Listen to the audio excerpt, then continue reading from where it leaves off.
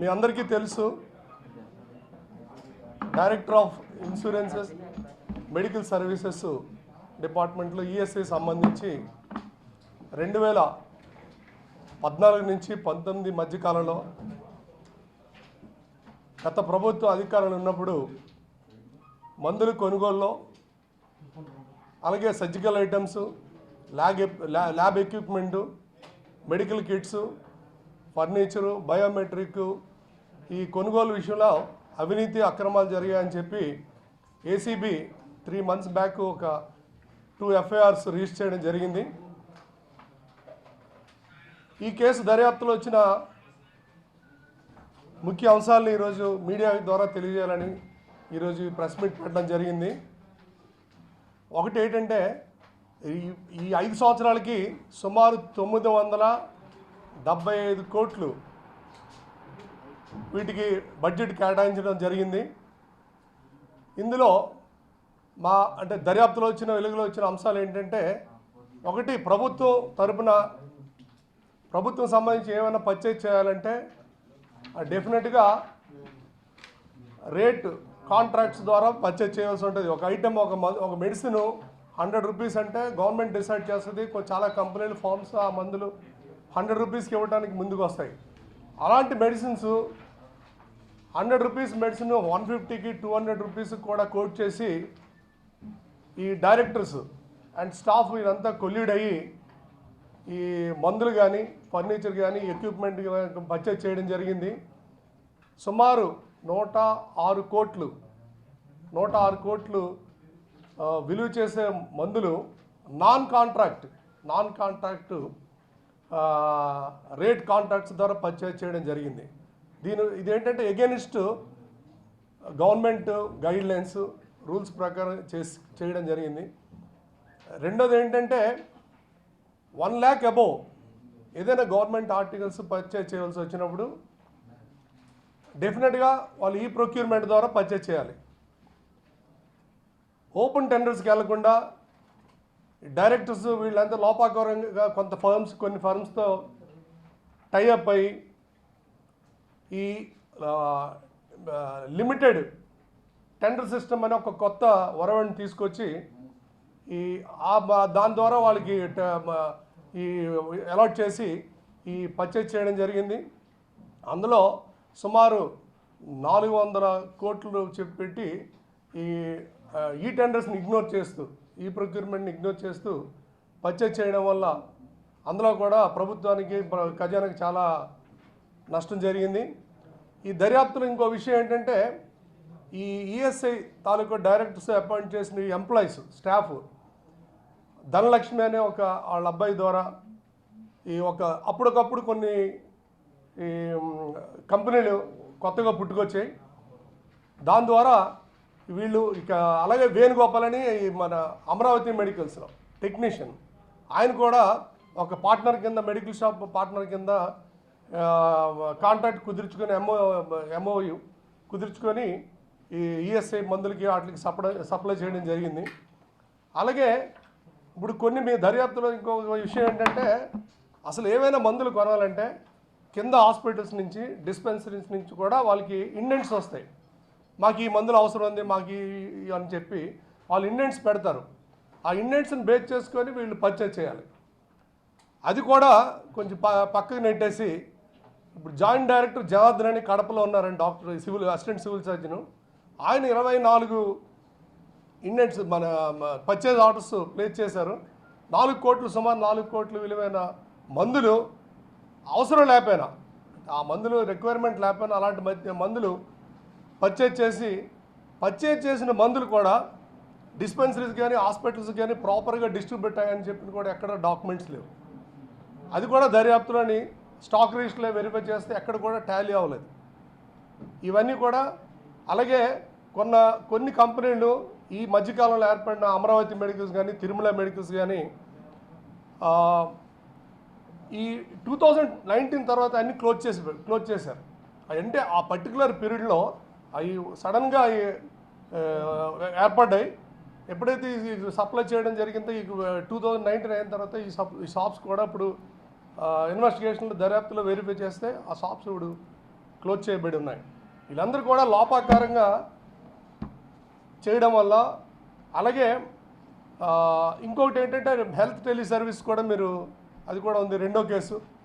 అందులో అచ్చెన్నాయుడు గారు డైరెక్టర్స్ని ఒక 3 letters ఆయన ఇవ్వడం జరిగింది. అందులో ఏంటంటే ఆర్డర్ చేస్తూ ఈ ప్రమోద్ రెడ్డి అని ఆయన డైరెక్టరు, నీరజారెడ్డి అని అసిస్టెంట్, వీళ్ళిద్దరు కలిపి వాళ్ళు కోట్ చేయడం జరిగింది. దాంట్లో కూడా ఎటువంటి ఈ టెండర్స్ కానీ కాల్ఫర్ చేయకుండా వీళ్ళు ఎంఓ కుదుర్చుకొని, అందులో ఏంటంటే కండిషన్ ఎంఓలో కూడా ఎవరికైతే ఈ ఇన్సూర్డ్ పేషెంట్స్ ఉంటారో, పర్సన్స్ ఉంటారో ఈఎస్ఐ సంబంధించి, వాళ్ళకి ట్రీట్మెంట్ ఇచ్చిన వాళ్ళకి ₹80 చొప్పున వీళ్ళు కాల్ సెంటర్ వాడుకున్నందుకు ఛార్జెస్ వసూలు చేయాలి. ఎవరైతే ఫోన్ చేస్తారో వాళ్ళు అట్లా కాకుండా వీళ్ళే, అంటే మొత్తం టోటల్ 14 లక్షల మంది ఉంటే 14 లక్షల మంది కూడా బిల్స్ క్లెయిమ్ చేయడం జరిగింది.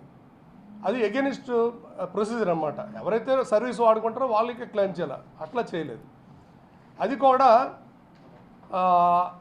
కొన్ని మా ఇన్వెస్టిగేషన్లో వెరిఫై చేస్తే ఎవరైతే వాళ్ళు కాల్ డేటా ఎవరైతే ఈ కాల్ సెంటర్ యూజ్ చేస్తారో వాళ్ళని వెరిఫై చేస్తే ఆ కాల్స్ అన్నీ తెలంగాణ సంబంధించినవి, ఆంధ్ర కాల్స్ ఏమీ లేవు. వాళ్ళు సబ్మిట్ చేసిన ఏదైతే కాల్ బిల్స్ పెట్టారో అన్నీ కూడా తెలంగాణ సంబంధించినవి, అది కూడా ఫేక్. నెక్స్ట్ మనందరికీ తెలుసు, ఈసీజీ జనరల్గా ఎక్కడైనా ఈసీజీ చేసుకుంటే ₹200 ఛార్జ్ చేస్తారు. దానికి 480 పైసా వీళ్ళు అగ్రిమెంట్ కుదుర్చుకున్నారు. అంటే ఇప్పుడు ఎక్కడైనా గవర్నమెంట్ అయింది స్టేట్ కానీ మన పార్ట్ ఆఫ్ అదర్ స్టేట్స్లో కానీ ₹200 మ్యాక్సిమం ప్రైస్ ఛార్జ్ చేస్తారు ఫర్ ఈసీజీ. వేరేస్ ఈ పర్టికులర్ ఈ అగ్రిమెంట్లో ₹480 వసూలు చేయడం జరిగింది. ఇవన్నీ కలిపి సుమారు 4 కోట్ల వరకు వాళ్ళకి పేమెంట్ చేయడం జరిగింది. అంటే ఇట్లా ఇవన్నిట్లో అలాగే బడ్జెట్స్ కూడా డైవర్ట్ అయ్యాయి. యాక్చువల్గా వీళ్ళు 233 కోట్లు 200 ఈ పర్చేసింగ్ ఆఫ్ కిట్స్ మెడిసిన్స్కి అలాట్ చేస్తే అందులో వాళ్ళకి ఆ బడ్జెట్ లేదు. బియాండ్ బడ్జెట్, ఎక్సెస్ బడ్జెట్ వాడి వేరే హెడ్ ఆఫ్ అకౌంట్స్లో కూడా సుమారు 132 కోట్లు వాళ్ళు డైవర్ట్ చేసి ఆ బిల్స్ నుంచి ఫర్నిచర్ కొన్ని బిల్ని తీసుకెళ్ళి మెడిసిన్లో అట్లా ఆ హెడ్ ఆఫ్ అకౌంట్స్ కూడా మార్చి వాళ్ళు స్పెండ్ చేయడం జరిగింది. అలాగే గవర్నమెంట్ 230 కోట్లు బడ్జెట్ అలాట్ చేస్తే వాళ్ళు $650 కోట్ల వరకు పర్చేజ్ ఆర్డర్స్ ప్లేస్ చేశారన్నమాట. అంటే 140% వాళ్ళు బడ్జెట్ అలాటెడ్ బడ్జెట్ కన్నా వాళ్ళు ఎక్కువ ప్రొజెక్ట్ చేసి పర్చేసింగ్ ఆర్డర్స్ ఇవ్వడం జరిగింది.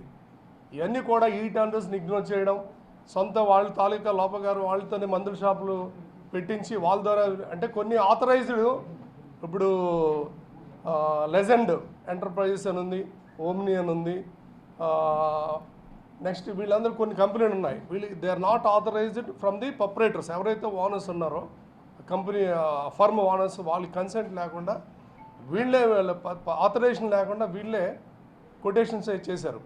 అలాగే కొన్ని ఇన్వెస్టిగేషన్లు ఏంటంటే ఈ bills fake letter heads of the particular company, వేరే కంపెనీలో మేనేజర్లు వాళ్ళని మేనేజ్ చేసుకొని ఆ కంపెనీ కోట్ చేస్తున్నట్టు ఫ్లోట్ చేశారన్నమాట. యాక్చువల్గా ఆ కంపెనీలకి నాలెడ్జ్ లేదు, వీళ్ళే చేసి వాళ్ళు హై రేట్స్ వేసి వీళ్ళు ఎవరైతే సప్లై చేస్తారో వాళ్ళు లో కాస్ట్ L1 బిడ్డర్ కింద సెలెక్ట్ చేసుకొని ఈ మొత్తం టెండర్స్ అంతా కూడా వాళ్ళకి అలాట్ చేయడం జరిగింది. ఈ కేసులో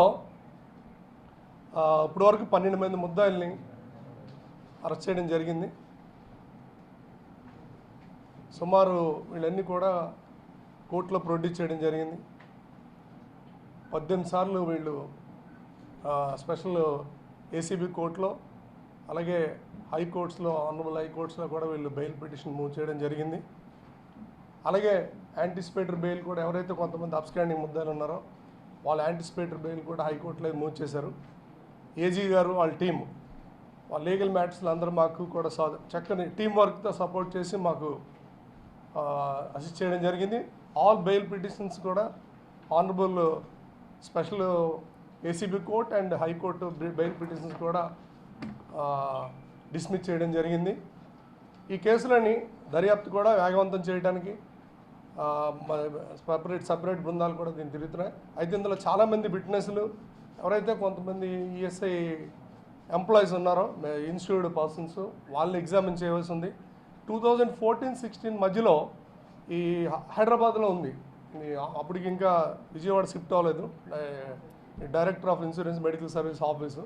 సో అక్కడి నుంచి కొన్ని షిఫ్టింగ్ ఆఫ్ రికార్డ్స్లో, అలాగే అక్కడ కొన్ని సాఫ్ట్వేర్లో ఉండడం వల్ల ఇవన్నీ కూడా కొంచెం ఇంకా ఇన్ఫర్మేషన్ ఎవిడెన్స్ అది కలెక్ట్ చేయడం ఉంది. కొన్ని రికార్డ్స్ స్టాక్ రిజిస్టర్లు కూడా వెరిఫికేషన్ జరగవలసి ఉందండి. ఈ కేసు అయితే దర్యాప్తు ఉంది. As early as possible ACB will do proper investigation as per procedure and will file charge sheet as early as possible after completion of just all legal formalities. Custody అయిపోయింది కాబట్టి bail ఇవ్వచ్చు అని చెప్పి petition వేసినట్టు తెలుస్తుంది. దానిపైన మీరేమన్నా? మా ఇన్వెస్టిగేషన్ పెండింగ్లో ఉంది కాబట్టి there is likelihood of any using of influence అన్నమాట against the witnesses, tampering of evidence ఉంది కాబట్టి you always will argue bail argument చేస్తాం.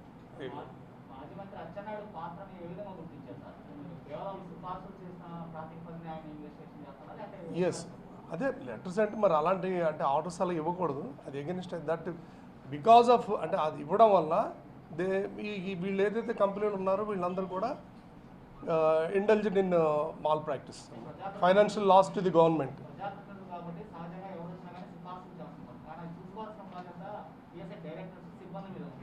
లెటర్ ఇవ్వడం తప్పు, చూసుకోవాల్సిన ఇద్దరు, అందుకే అందరి మీద కూడా ఇవ్వచ్చు. అంటే ఆర్డర్ చేయకూడదు. You can recommend. Consideration is different from giving order. Particular కంపెనీకి ఇవ్వమని ఆర్డర్ చేయడం is different from examinant consideration is different. Order ఇచ్చారు, దట్ ఈస్ అది అక్కడే కదా. ఇంకా 7 ఆల్రెడీ ఐడెంటిఫైడ్, మొత్తం 19 అక్యూజ్డ్ ఆల్రెడీ ఐడెంటిఫై అయ్యారు. ఇంకా ఒక 5 to 6 అక్యూజ్డ్ దేర్ ఇన్వాల్వ్మెంట్ ఇంకా అండర్ స్క్రూట్నీ ఇన్వెస్టిగేషన్లో అవుతుంది. ఇంకొక వాళ్ళు కూడా establish 5 to 6 more accused add అయ్యే అవకాశాలు ఉన్నాయి.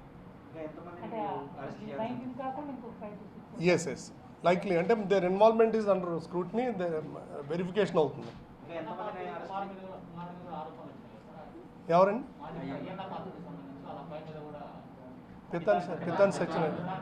పితాని సత్యనారాయణ గారి మీద కూడా ఆయన కూడా ఉన్నాడు, ఉంది ఎలిగేషన్ ఉంది. Investigation is also on accused, is absconding apprehend చేయడానికి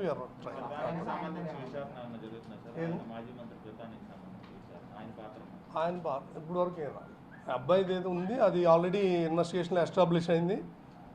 it is you're making efforts and to, కానీ ఈజ్ ఫోర్స్ టు సార్ కొంచెం ఎవిడెన్స్ ఉంది that will be disclosed after. ఇస్తాను, లిస్ట్ ఇస్తాను.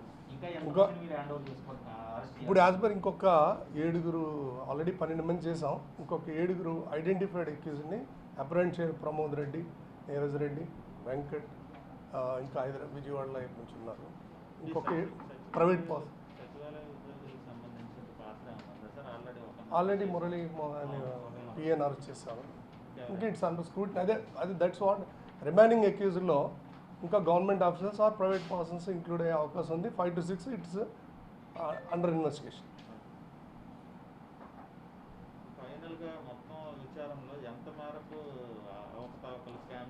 అంటే ఇప్పుడు దట్స్ హైదరాబాద్ నుంచి కొన్ని డాక్యుమెంట్స్ అన్ని వెరిఫై చేయ. ఇప్పుడు సోఫార్ ఇన్వెస్టిగేషన్లో అంటే ఇవన్నీ మిస్సింగ్ ఆఫ్ ఈ టెండర్స్ కానీ, నాన్ రేటెడ్ కాంట్రాక్ట్స్కి పర్చేజ్ చేయడం కానీ, ఓన్ బినా, ఇవన్నీ కలిపి 150 crores అరౌండ్ దగ్గర మనకి అవినీతి అక్రమాలు జరిగినాయి, అవినీతి కూడా జరిగినట్టు రూఢి అవుతుంది. ఇప్పుడు వరకు ఎస్టాబ్లిష్ అయ్యింది.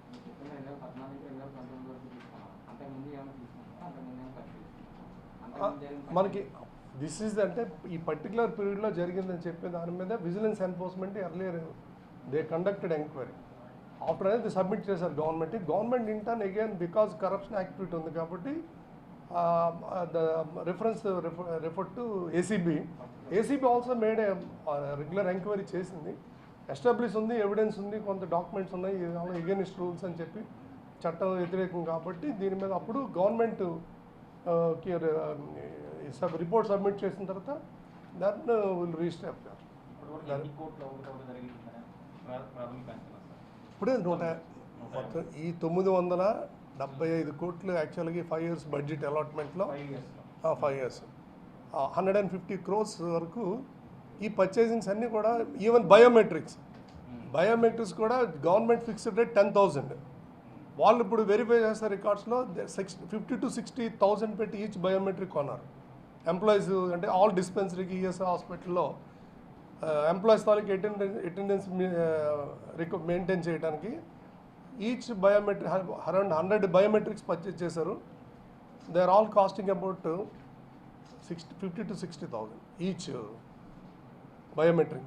బట్ గవర్నమెంట్ ప్రిస్క్రైబ్డ్ రేట్ 10,000 కన్నా ఎక్కువ కొంటే బయోమెట్రిక్ గవర్నమెంట్ పర్మిషన్ తీసుకోవాలి. అదంతా ఇగ్నోర్ చేశారు అన్నీ కూడా.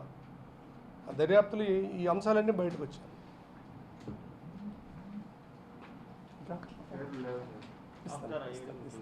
7 names ఇస్తాను కదా. 7 names remaining act be arrested. ఇంకా 7 ఉన్నారు. నేమ్స్ ఇస్తే ఇప్పుడు ఇచ్చేస్తాను.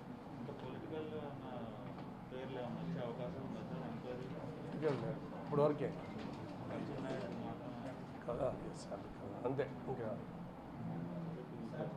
సార్ ఇప్పుడు ఈ నిందితుల మధ్య ఏమన్నా ఫైనాన్షియల్ ట్రాన్సాక్షన్స్ జరిగినవి ఇచ్చారా, లేదా విచారణలు ఏమన్నా క్యాష్ రూపంలో ఇచ్చినట్లు ఏమన్నా చెప్పారా? అంటే మంత్రికి కానీ డైరెక్టర్ కానీ లేదా డీలర్స్ నుంచి ఎవరికన్నా అకౌంట్లోకి వెళ్దాం. నిందితులు అంటే అది మామూలు సరదా వాళ్ళు అడ్మిట్ అవ్వరు కదా మా దగ్గర. అదర్ డాక్యుమెంటరీ ఎవిడెన్స్ బట్టి మనం ఇన్వెస్టిగేట్ అదర్ ఎవిడెన్స్ కానీ వాళ్ళు క్యాష్ డ్రా చేసి పెద్ద మొత్తంలో ఆ రోజు ఏం చేశారనేది అట్లాంటివి ఏమన్నా. ఇప్పుడు మాల్ ప్రాక్టీసెస్ వరకు గవర్నమెంట్ లాస్ వరకు ఎస్టాబ్లిష్ అయింది. ఈ మిస్అప్రోప్రియేషన్ అమౌంట్ ఎట్లా డిస్ట్రిబ్యూట్ అయింది అనేది అది ఇంకా మాది ఇన్వెస్టిగేషన్లో కూడా అది ఇప్పటివరకు రాలేదు. అది కూడా వెరిఫై చేస్తాం. బట్ ఆ ట్రాన్సాక్షన్స్ ఎలా జరిగిందో అని మనం చెప్పలేము. వాళ్ళు కూడా అడ్మిట్ అవ్వరు కదా.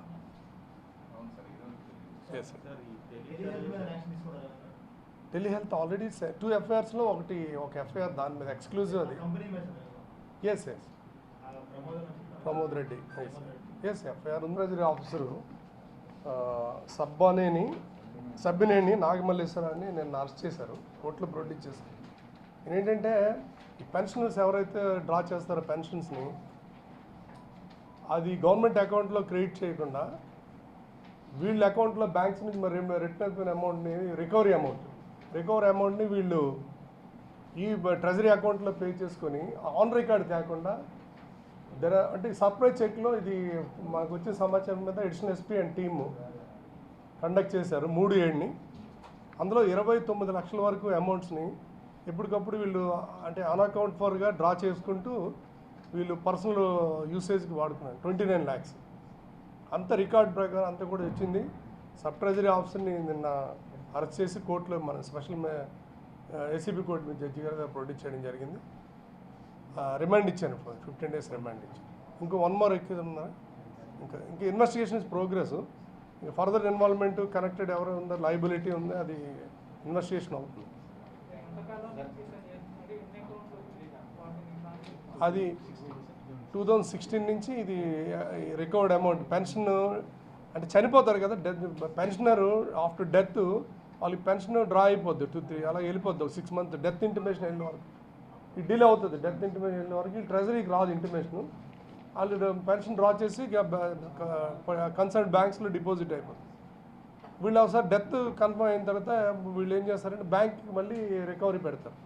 బ్యాంక్ రికవరీ చేసిన తర్వాత అమౌంట్ని గవర్నమెంట్ అకౌంట్ డిపాజిట్ అవ్వాలా, అలా కాకుండా మళ్ళీ ట్రెజరీ DD అకౌంట్లో డిప్యూటీ డైరెక్టర్ అకౌంట్లో అది రెమిటెన్స్ అయ్యి ఈ అమౌంట్ని ఆన్ రికార్డ్ తేకుండా వీళ్ళు సొంతానికి డ్రా చేయడం వీళ్ళు చేయకుండా వాడే అలాగా వెరిఫికేషన్ మన సర్ప్రైజ్ చెకింగ్లో 29 lakhs వరకు క్యాలిక్యులేషన్ చేస్తే ఎలా ఎన్ని డ్రా చేశారు ఎవరెవరు డెత్ కేసుల్లో జరిగిందని అది 29 lakhs వచ్చింది. ఇంకా మెయిన్ డెత్లే అయ్యే కదా రికవర్ అవుతాయి అవే మెయిన్ రికవర్ అయ్యేది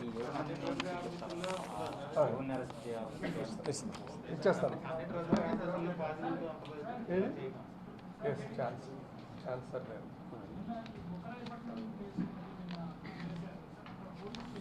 అనంతపురం